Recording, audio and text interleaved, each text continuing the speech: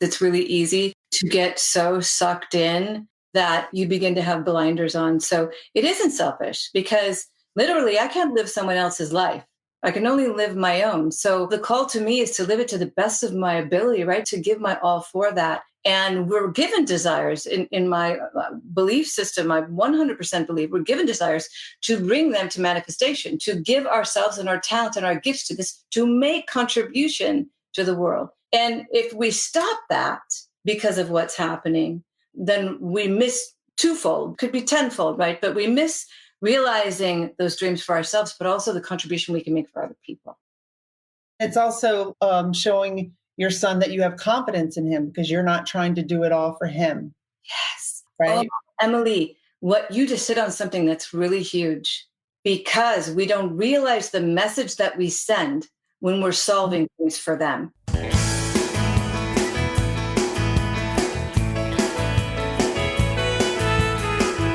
The Onward Podcast features authentic conversations on facing adversity, moving forward, and discovering ourselves along the way. I'm Emily Harmon, your host. Welcome to this last episode of Season 2 of the Onward Podcast. It's been 2 years since I started publishing this podcast.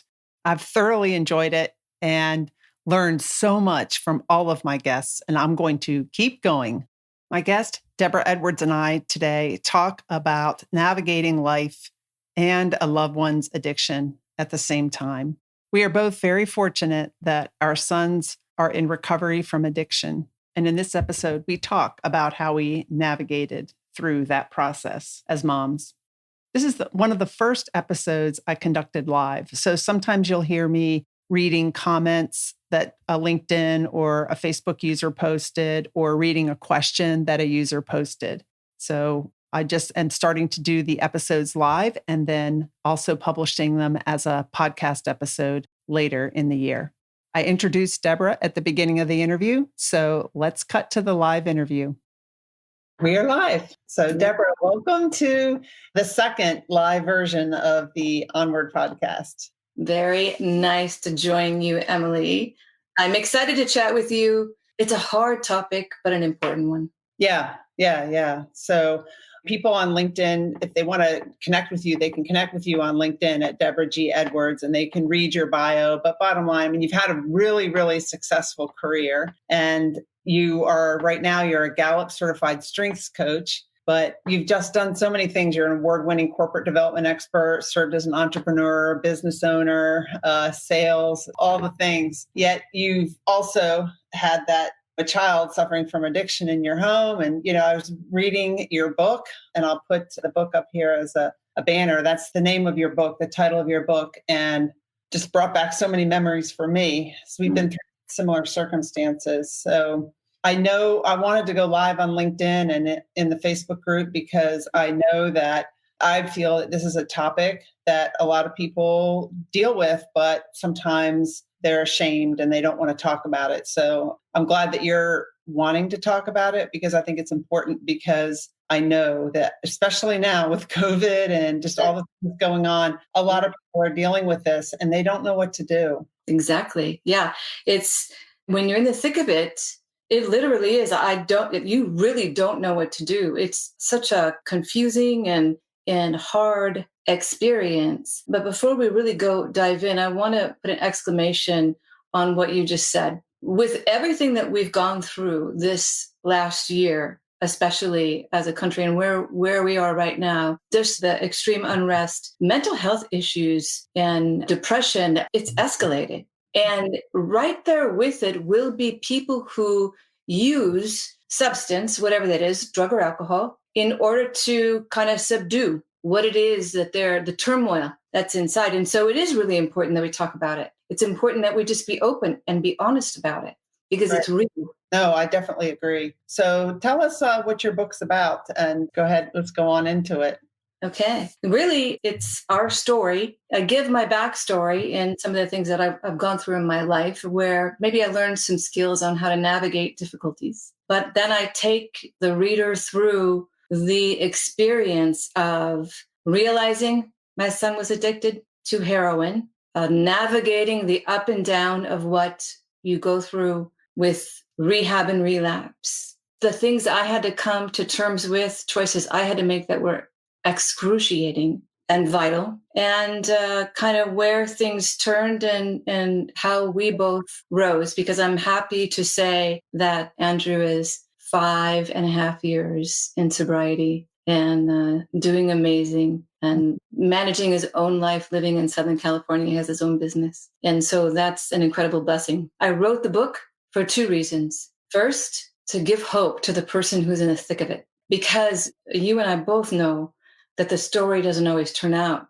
the way ours did. And the worry about that, it's a fear it's hard to describe how it feels even in your body. So to know that there are different ends to the story. And the second reason that I wrote the book is the thing that you touched on just a second ago. And that is, a lot of times when people experience something like this, they do go inward and they're not open about it. And there's an amount of shame that they contend with that almost creates a lack of living their own life, right? Mm-hmm. A lack of continuing to strive for goals and dreams and happiness. It's almost like you take on this label or this coat that is not meant for you, right? But you take it on as it means something. My loved one who fell into addiction, for whatever the series of reasons are, somehow means something about me. And that's my invitation.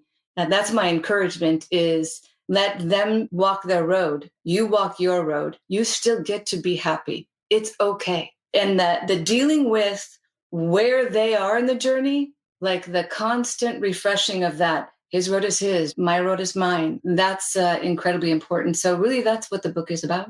Well, I think, and I haven't finished reading the whole book, but it seems to me that you didn't know that right at the beginning because, and I didn't either, but I remember taking my son to a counselor and just saying, can just fix him, just fix it. And I thought it would be like that and it would be fixed. And I didn't know how bad it was. And so sometimes you don't really know. And you talk about in the book how you had always helped your son with his homework projects and things like that. And so as a mom, especially, and this causes a lot of stress between the parents because the mom is always wanting to really help. And I remember seeing, it was a little comic, this mom saying, and her son standing there, and she says, all right, I already did your 12 steps and I folded your laundry and it's in your room and it's an adult son. Okay, you can't do it for them. Yeah. But you just don't want to know that or admit it at the very beginning. Yes. I think it's hard. What you said is right. As a mother, we do for, right? So it's the nurture part of us. And it's almost part of the role in the beginning because they're dependent. But there's a transition between them being dependent and us helping them individualize that I think I wasn't fully aware of. So I know like I say in the book, my son does not like it if I ever claim any responsibility because he fully owns his choices. But I still have to reflect what were the conditions, because I can't right choice him into a decision or a path that I know is better for him, right? He's going to make that choice. The only thing that I can do is position him to make it. And I didn't come to that realization until later. I mean, like I was in it. Even he went to Teen Challenge for what would be his first recovery, his first experience in a rehab type environment. And I really believed that we're good, He's going to be fixed. The situation will be fixed. Mm-hmm. Well, all right, this is a tongue-in-cheek question. What would you say to, I had a 3-star admiral once tell me, addiction would never happen in my family. We were a good family. We were good parents. We had dinner together every night. And I would have known if my addiction wouldn't have happened, but also I would have known if my son was using drugs right away. Yeah. So I really caution anybody from saying this because I said this and I was wrong. Andrew grew up in church. And we played as a family and we had meals together. And even though his stepdad, which he was in Andrew's life for the majority of his growing up years, even though he traveled, We still on the weekends rode motorcycles, right? Andrew was on the swim team. You would not have looked at us and said, we had movie night all the time. The three of us would we hung out. Mm-hmm. So you would never have thought, oh yeah, that's going to happen. Watching and wants to submit a comment, feel free to do that as well, or a comment or a question. Yeah, that's the thing is I remember someone knocking at my door and she was looking for a deadbeat mom because my son was hanging out with her son and she realized I wasn't a deadbeat mom. So I had that opinion too. And I think it's like until it happens to you. Oh, and someone got a comment here. Someone says, absolutely, being a survivor of abuse, addiction, and depression, I can totally relate. And someone says, what a difficult balance you have to walk alongside the person you want to help. Oh my God. Oh my God, you could not have put it any better. This is exactly right. The balance between where you're still being love and you're holding boundary, where you're still prioritizing yourself, right? When what you want to do is try and rescue and save, it literally is this balance that's. Yeah, because you don't want to be you've got a career, you've got a job. Andrew was a single and only child, right? Yeah. And I had a daughter. So you got to also think about how it impacts the other child when all your focus is going to this child.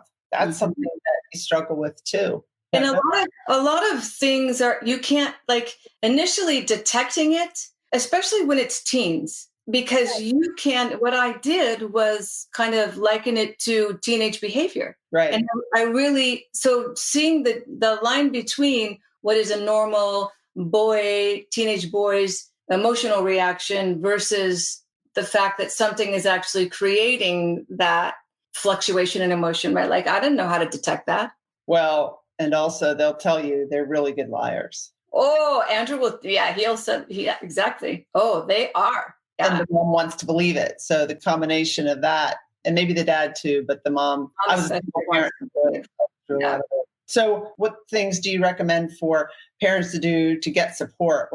How did you navigate it? How did you deal with it at work? Did you share what was going on? There's so many questions. Yeah. I think in one way, the fact that my own life imploded around the same time was a blessing because I had to refocus. I had to go into my own, not just survival mode, because I refused to just crawl my way through life. It was more like, okay, I recognize right now. So imagine 2011, it's this period where all of this has happened and Andrew is now gone from I smoke marijuana to heroin and my life is plummeted. Right. So your marriage was ending. Is that what? Yeah, my marriage was ending. My father had died. My uncle had died. We ended up having to file bankruptcy. All these things happened in 1 year's time. And Andrew fell into addiction. Or walked himself right into it. So I had to oxygen mask first. I had to heal. I had to figure out how to breathe again and then put my life back together. But even with that, it's what it was a female that said the balance, right? It was me in between. Okay, what can I do? So it was like when Andrew was in it, I was there, but I was working on the boundary I needed to hold, which is you can't live with me. You've got to figure this out. I love you. I'm here for you, but maybe not in the way that I used to be. Well, who supported you through that? Did you have other parents that you talked to? Was there a support group or were you just on your own through all of that? I was on my own through all of that. So I went to Al-Anon a few times. Okay. And it could very well have been the group. So this isn't about Al-Anon per se. But for me, the groups that I tried, they were very much about spinning the story. And I was wanting to move beyond the story. So I chose to go it on my own, but my focus became my own personal growth, right? So I really was confronting myself. I was going after, all right, what's my truth? And what's my contribution to where I'm at? Where do I need to grow? Where do I need to change? What adjustments do I need to make in order to get where I want to be? And at the same time, try and believe that as I'm doing that, if I hold love and belief at the same time that my son can recover, that somehow he will, even though I can't exactly see it. And I don't know exactly when that's going to happen. And I just kept my mind going back and forth between, okay, his journey is his, mine is mine. Check myself. And then I found things like yoga, hot yoga. I mean, things like that, climbing mountains. It saved me to be able to get in a space where I could clear my head and be grounded and let things go and trust God. Yeah, because you have very strong faith, and that helped you too. Yes, huge. And I will say, like, I refuse to not hold belief for it, even if it absolutely didn't look like it. So I would say this: if you have a loved one that is going through this, wherever they are in the journey, to remember it's not for you, it's for them to decide. Number one. Number two, you can still be love and hold boundary at the same time. And number three, prioritize. It's not selfish to pursue your heart's desires, to pursue your dreams, and to bring happiness and joy into your life, even if they're not there yet. What would you say? Here's somebody said, what trust you must have in each of us having our own journey. I believe that 1000%. Yes. It helps me. Like, my kids are 27 now, my son, and my daughter's 25. And, you never stop thinking about your kids, wondering about them, making the right choices. But really talking to somebody, a coach of mine, about that yesterday. And I said, I'm concerned about this with my daughter or this with my son. And she goes, whenever you point the finger, notice there's 3 fingers pointing back at you. So she said, Emily, that concern, they're on their own journey. Your life is a reflection of you. So whenever you see somebody or somebody in the meetings rubbing you the wrong way, or you're upset about something, take a look at you. And what's that telling about you, about your situation? I was like, oh, dang. I like that. Right? Like, called me out on stuff. Yeah. Shoot me in the eyes. Yeah. One thing I didn't say is that I did have the incredible blessing of meeting somebody who ended up being a coach and becoming one of my very best friends. So part of what you just described is something that I experienced, because she's an amazing person. Her name is Sheila Weddington, and she delivers truth with love, right? Just like that, Yeah, definitely. What would you say to an employer who has somebody, or who's not sure if people at work are going through this or not? Do you talk about it at work? Is it appropriate to talk about it at work? I mean, what do you recommend employers do about this? Because like I said in the video I did earlier this afternoon advertising this event, every single employer, I'm convinced, has somebody that's going through this, that's addicted, or somebody that in their family is, or they know somebody who is. Absolutely. I completely agree with you. And, there are functional alcoholics and functional addicts. It's important to talk about it. It's important to create an environment where it's safe to bring it forward. I actually have a client who has a situation, and there's an open space to have dialogue about it. And no different than a parent, you give opportunity to write the path. And at the same time, there has to be boundary, and you can handle that with respect, with care, and no condemnation. Let me talk about judgment for a minute. You don't know what it is that walked somebody into the choices that they made. But in this world, boy, we're really good at judging, and that helps no one.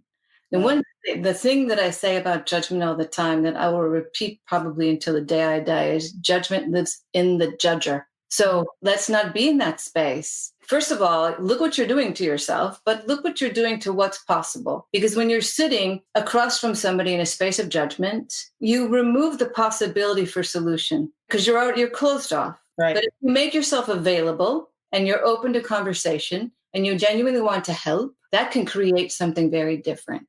So think outcome. What do you want? What's the outcome you want? Yeah, that's well said. Yeah, I definitely agree with that.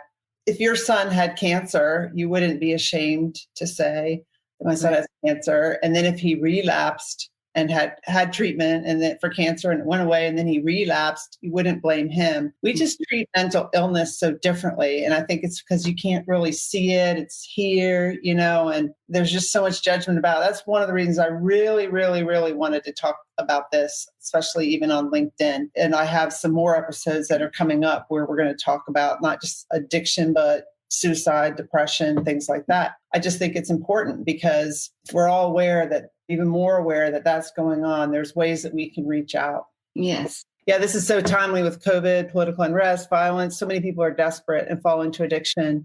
We do need more resources. We definitely do. We need more resources. We need to understand it differently. We need to frame it differently, right? We need to be open to helping each other differently. It's decades long, the stigma that's been created about mental health and what it means and doesn't mean. We've got to start seeing it differently, because we're all human beings trying to have a happy and healthy and successful life. And it's not about this person is, what would be the word for it, Emily? Broken and should be discarded? No, right. No. Yeah. So how many times, what was it that got your son sober? Someone might ask, what did you do to get your son sober? And that you couldn't do anything, right? That's one of the hard things, is to recognize that if someone's an addict and they don't recognize it, you're probably not going to be able to make them recognize it. They're going to have to be the ones to want to get help. So what did it take for your son to decide to get help? Because heroin's a tough addiction to overcome. It absolutely is all of it is life and death. Heroin, meth, these are definitely in the realm of life and death. He relapsed more than once, so 3 times. The last time he went to a different state, there was a point where he could have decided, he didn't, by the way, he'll say this, he didn't go with the intention to recover. He went because his girlfriend, who also wanted to recover, wanted him to. So he didn't get there with the intention initially of getting sober, but he was away from home. Yeah. He wasn't coming back. So he was positioned, and this is what I mean by you can position, right? You can put them in a position to have to make a decision. Right. And that's scary, right? Because in your mind, the fear of what might happen might cause you to try and solve it yourself, or right. It's wintertime. I can't tell them that come back and live with me. What if he's on the street, right? Like the street. Yeah. Yeah. So there was a point where he has a little portion, and he has several pieces in the book where he responds and gives his perspective, which I thought was really important to do. He talks about, it wasn't like one big monumental thing. It was one moment after another and one right decision after another. So there was a moment where he had to make a decision. Okay, well, I got nowhere else to go. I don't want to go that direction. So he made a right decision and another right decision and another right decision. That's what they say at rehab, I think. Do the next right thing. Yeah, love that. I learned too. Yeah. I interviewed a woman on my podcast.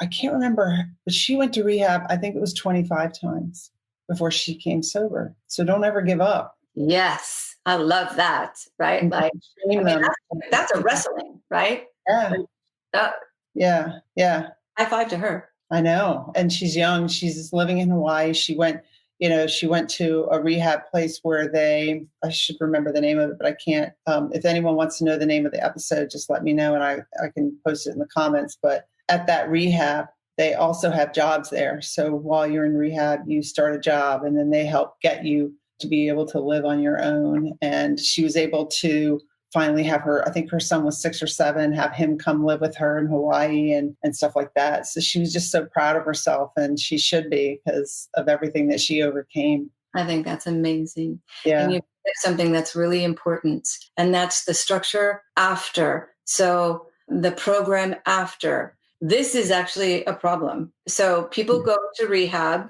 then they get finished, and whatever is covered or not covered or that's a whole different conversation. But they finish, and then they're out there, they're in a sober living, and they're trying to figure out how they do life. But there isn't a transition, right? And what you just described is a transition. So just build in some structure and skills and belief within yourself and confidence. And Yeah. Ali Morales is her name. They gave her just increasing more and more responsibility and stuff like that. And she was just so proud of herself to get her son back and to have that support around her. I remember when my son was being discharged from the hospital after detoxing from alcohol and finally wanting to get help, the hospital was just going to discharge him. And what you want is to be discharged and go to a bed. have a bed at a rehab because he was there. He was detoxing for a few days and there was no bed. And then what happens is they leave the hospital. There's no bed, they just kind of go back to their, how it is. You go to when you go to a training class or whatever, and you're like, yeah, I want to implement everything I learned when I get back. And then the in-between happens, right? Yeah. And you go home and you just fall back into your old routine. So that's a long story, but I had to really fight to help get him a bed. Wow. And, yeah, he got one. And so your son now, he's 28, right? Mm-hmm. And he's been sober for 5.5 years, rehab like 3 times. He must have really wanted it. How did he feel when he relapsed? Like what happened when he relapsed? What was his attitude? It's interesting. I think the different relapses, he was in a different place. But if you were to summarize it, honestly, it's like, especially with something that becomes addictive, where you begin to feel like you are needing this. And you can have the same experience with alcohol. Maybe it's a little bit more physiological when it's a chemical, right? And it gets in the brain. But so it's this pattern that was repeated. And then he would beat himself up for having given in, right? And then, that's the thing in the mind of somebody who's going through this, is that they do beat themselves. Nobody can beat themselves up better than they can, right? And then they fall into depression, and the only thing that can shut that off is, right, to the substance. So always it came to the point, when it was time to try and get sober, it was some degree of awareness of this isn't going to work, right? Or this isn't going to last, or even, the people that you begin to meet when you are in this environment and you're working a program and you have community, you lose people, right? And that's shocking, but not always enough, right, to make you take a different road. So it was 2011 that you noticed he was using drugs? Yeah. Okay. Yeah. Because I think for my son, it was around the same time. And there's a lot more support groups now. From my friends and I, the ones that came looking for the deadbeat mom, we became friends, and we started this group called Parents of Teens Unite. We call it POT. And I would tell my kids, I'm going to the POT meeting. I love that. Yeah. And then that melded into another group called Parents Affected by Addiction, which is still going. There's a Facebook page called PABA Parents Affected by Addiction. And there's so many more, like the Addicts Mom and stuff like that. There's so many more support groups. And we would meet once a month, and someone would say, well, what do I do? This is happening with my son, or this is happening with my daughter. And we'd give them support. And I think that was really helpful. And it's very hard on a marriage when this is happening too, because I think men and women just have to take sometimes different stances. I was married, but not to William's dad. But the challenge I had with William's dad was he never would make a decision or help me make a decision on anything. But then when I made a decision, it was the wrong decision, of course, by him. So that was an additional stress on top of everything else. So it's just, that makes it really hard too. So just like you put yourself first, I think couples need to really work hard on keeping the marriage together and keep themselves first and that marriage first. Right. And I'm not the successful marriage expert, but maybe the reflector of the marriages that didn't work and why. And I would definitely say that connectedness and communication and support, the relationship part of marriage while you're going through that, is key. You are both coming at it from a different place. And I came to realize that there's value in the male viewpoint and presence, like that voice, the strength within, right? There's a need for that at the same time as there is for the female, and for nurture and for support in a different way. And we can do that really well together, but it's not easy because it's so different. Right? Whatever. Yeah. Yeah. So Mark says very important to have a date night. And hi, Gabrielle. Thanks for joining us. So what's Andrew up to now? He just called me this morning. Mom, I think I'm going to get a dog. He has a mobile detailing and ceramic coating business. He has his own van and his own equipment, and he's got some corporate contracts, and he's in Southern California. He has his own community. He has sponsees that he helps, and it's really great to see him thrive. He lives on his own in his very own apartment for the first time, which is really such a cool thing. He literally asked me to come out and help him set it up. And it was just this fall, and I was like, I am not missing that, right? Absolutely. So it was really great. I got to the point in your book where you were saying that one day when Andrew was 9, he told you he had a fear he was going to give into temptation. I remember that moment so crystal clear. He had a knowing, and it was almost, I walked out of his bedroom that night with just the chills, like, because it wasn't just, it was the way he said it. Like, he knew something like this was coming, and boy. That's a big weight on a 9-year-old's shoulder. Yeah.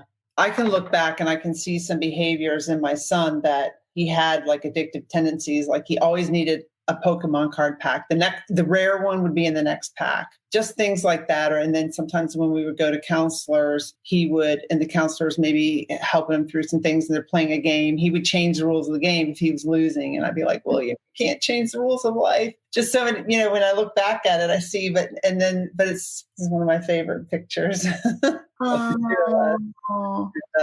Yeah, we're very fortunate. Yes, we are. And boy, I know that you are fully aware of that because you have interviewed mothers who didn't have the same outcome. Like, that just slices me when I think about it. And I am in such deep gratitude for what our outcome was. And I feel such deep sorrow for the family members that have different outcomes. I have friends who have lost nieces and children, and it's heartbreaking and scary. So I am incredibly grateful, and I'm happy and grateful for you too, that your son is doing so well. 4 years, right? Yeah, 4 years. And, his dad died last year. And I think that there's always a little bit of you that's a little guarded, right? I don't know.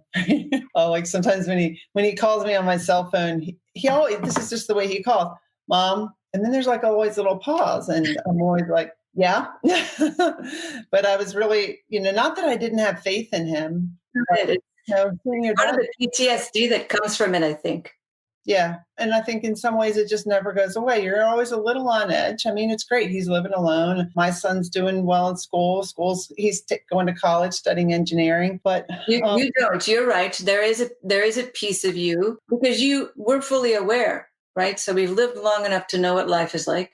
We've lived long enough to know that there are people who are sober 25 years and right. So it's like you hold belief powerfully, but you also have that awareness that sort of sits off to the side. And PTSD is so real. Yeah, Alexandra. Yes, definitely. And Mark says every day can be a challenge. Must keep the light burning. Wherever you go, what happens when you go to a restaurant? What do they ask you? This is the first thing they ask you. What would you like to drink? Very first thing, wherever you go. I mean, it's less than a McDonald's or something. So what would you like to drink? And my son, I've seen him do it. He'll just say, well, the party never stops with me. I don't really want anything. So he's gotten some good habits with that. So, but, part of the title of our episode is all about we've talked a lot about our kids and someone said, very hard growth for all involved. Yes, for sure. Talk about, again, how important it is, and it's not selfish, for you to take care of yourself and not just put your kids and everything first. You take care of yourself. And if you had another child or other children in the family, to pay attention to them too. Yeah. Because it's really easy to get so sucked in that you begin to have blinders on. So it isn't selfish because literally I can't live someone else's life. I can only live my own. So the call to me is to live it to the best of my ability, right? To give my all for that. And we're given desires in my belief system. I 100% believe we're given desires to bring them to manifestation, to give ourselves and our talent and our gifts to this, to make contribution to the world. And if we stop that because of what's happening, then we miss twofold, right? It could be tenfold, right? But we miss realizing those dreams for ourselves, but also the contribution we can make for other people. Yeah. I talk about, and it can be hard to do when you're in the middle of it. So after I dropped Andrew off at the airport, which ended up being his last time in rehab, I drove away, and in my head came Model the Rise. And it came in multiple times. And I thought, okay, I don't really know what that's going to look like, but okay. And in me, I felt like if he's got a rise and he sees me giving my effort to do the same, then it's at least a good example. And so that's, if for nothing else, if you can't do it for yourself, do it for the example that you set. Right. Do it for yourself. And it's also showing your son that you have confidence in him because you're not trying to do it all for him. Yes. Emily, what you just hit on something that's really huge, because we don't realize the message that we send when we're solving things for them. Yeah. What they take in subconsciously is, you don't believe I can handle it. So you're absolutely right. Me saying, you've got this, you can do this. Right. I mean, I spoke those words, those kinds of words into him, while I would say, I love you and I want to do life with you, but I'm not walking this road with you. And I'm going to take care of myself. Yeah. So I was a brand new senior executive in the Navy, and I was going to a class for a week. And the class started on Monday. On Sunday, I got a call, Mom. And bottom line is, he wanted help. He was done. Mm-hmm. And he was going to check, and he had just gone on a binge. We talk about it in my podcast episode with him. He couldn't even talk. He had a woman with him who he knew was going to nursing school and would help him. But he had just done so much stuff. Not just, my son did other drugs too. He never shot heroin because he knew that that would be the end. He made that choice. But so I'm getting ready to go to this class, and he's telling me he's got to go to the hospital. Blood alcohol content is pretty high. We just got like 0.39.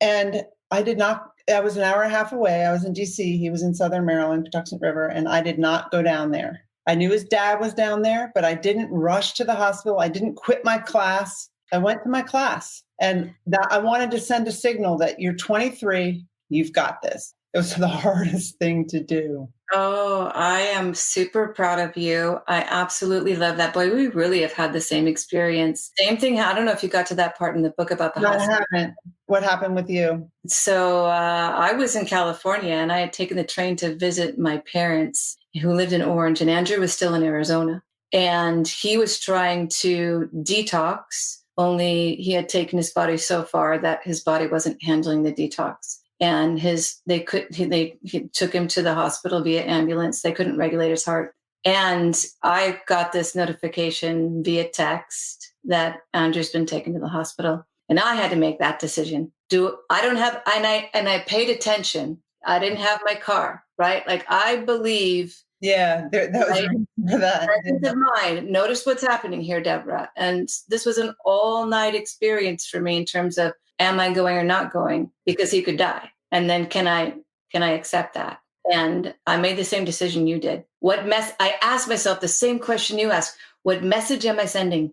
Mm-hmm. What message do I want to send? So what do you recommend if somebody has a friend who's going through this? How did your friend support you? And how could a friend support somebody whose son or daughter is going through something like this? The first thing I would say is make yourself available, because it's a really hard thing for somebody to talk about. We don't just automatically talk about it, which is why I was determined to talk about it. So make yourself available, put yourself in a place of non-judgment, even ask, how can I help? What do you need from me? Do you just need to talk about it? I'm not judging, right? I'm just here. And even if they go silent, check on them, because it's easy to say, let's just talk about it. But if you could understand how thick the feeling of wanting to hide it is, then you can appreciate how important it is that you're consistent in how much you reach out. So reach out, even to just say, I love you. I'm thinking about you. I know you're having a hard time.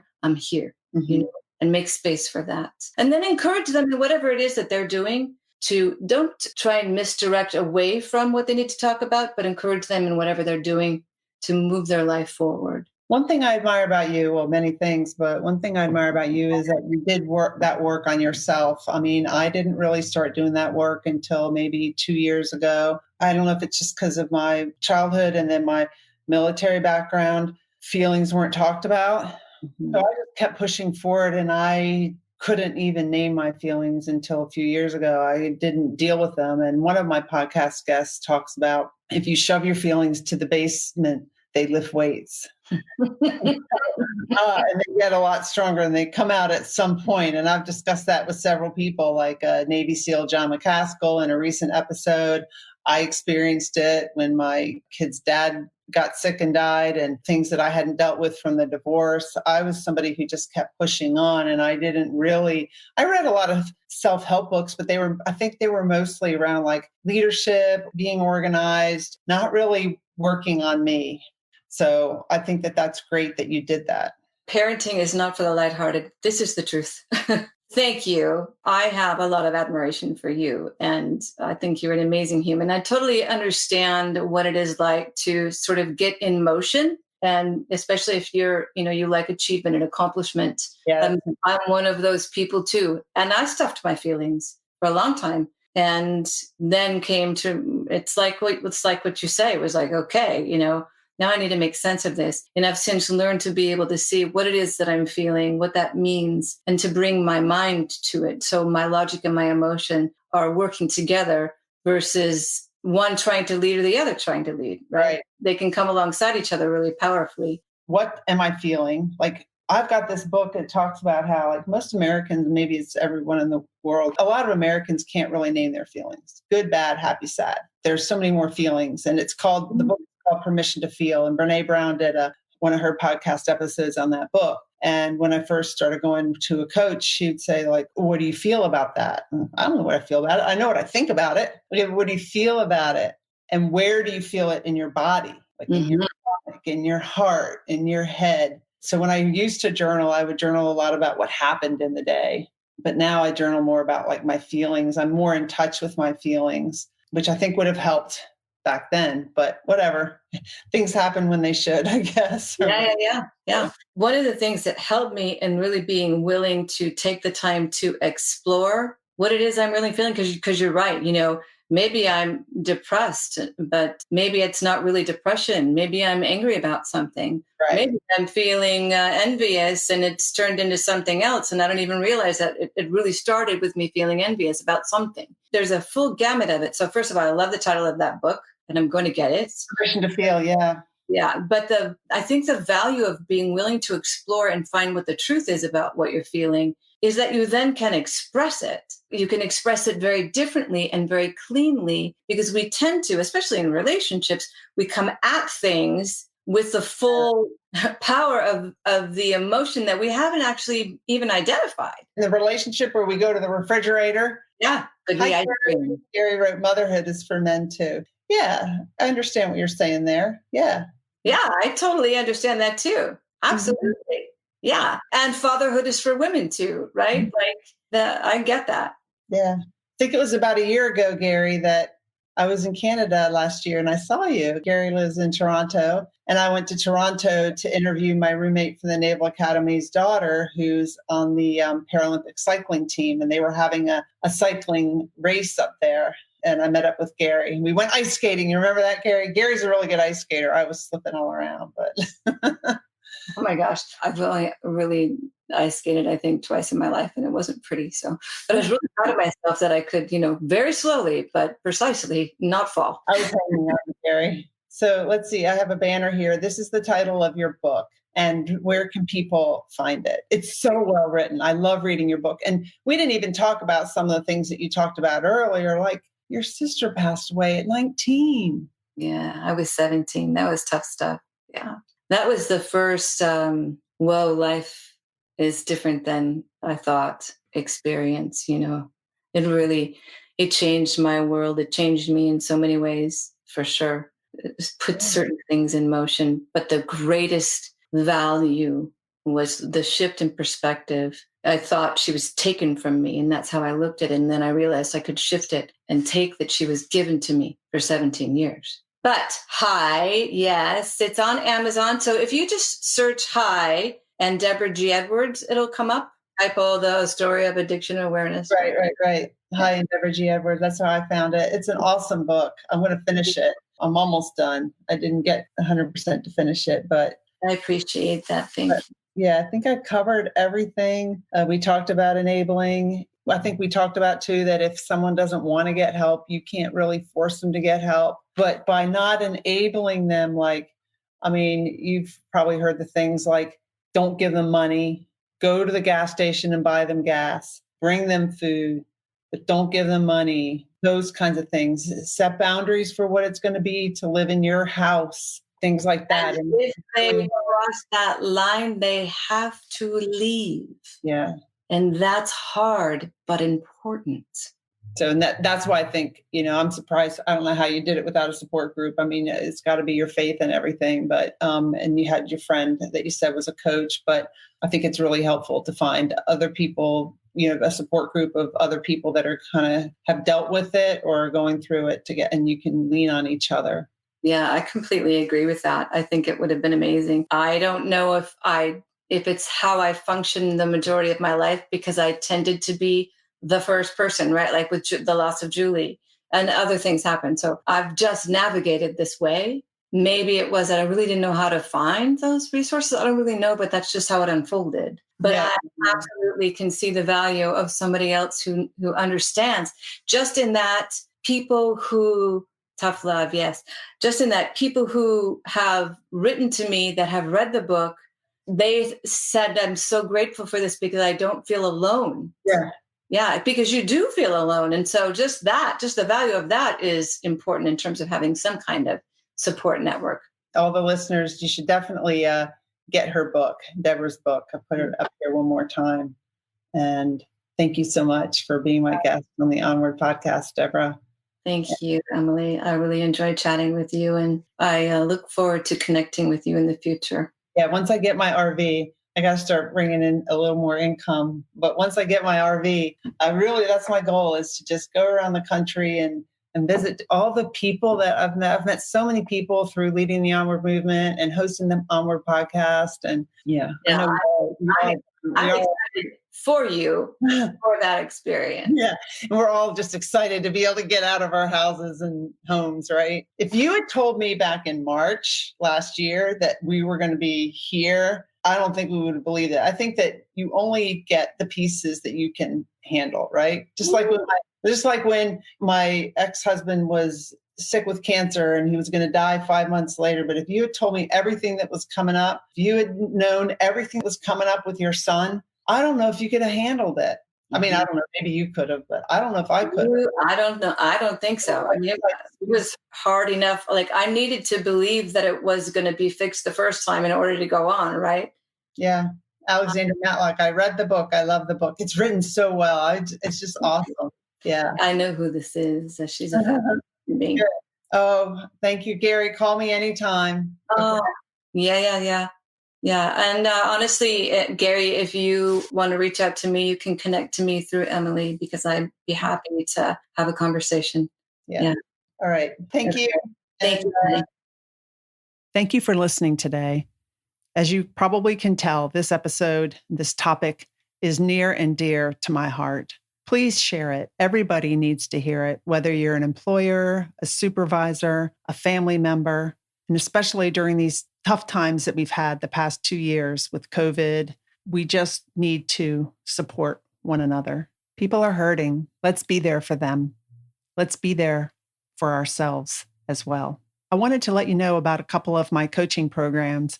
The first program is the Onward Accelerator Coaching Program, and that program is intended to really help you do some deep introspection, like Deborah and I talked about that we've done over the years, and to help you create a life that you love living. We look at all areas of your life: personal, finances, relationships, work. Are you living a life you love in all of those areas? Because if you're not, you deserve it. And sometimes we tell ourselves, no, I don't deserve it, or I will, but not at this time. We kind of condition our life based on circumstances, when really we don't have to do that. We can make changes in our lives. We don't have to wait for circumstances to change. Part of what gets in the way of us doing that is our mind. And that's why I also offer mental fitness coaching. By improving our mental fitness, we can reach peak performance. We can improve our health, our mental health, our relationships, and everything about our lives. We really can. I've seen it happen with my clients, and I've seen it happen with me. If you'd like to learn more about both of these coaching programs, please go to my website, emilyharmon, onwardpodcast.com and go under offerings, and you'll see more information on both of these programs. Check them out. And if you would like to talk about them some more, just schedule a meeting. You can do that with me. Schedule a meeting on my website, and I look forward to talking with you. Have a great week, Onwarders. Thank you for listening.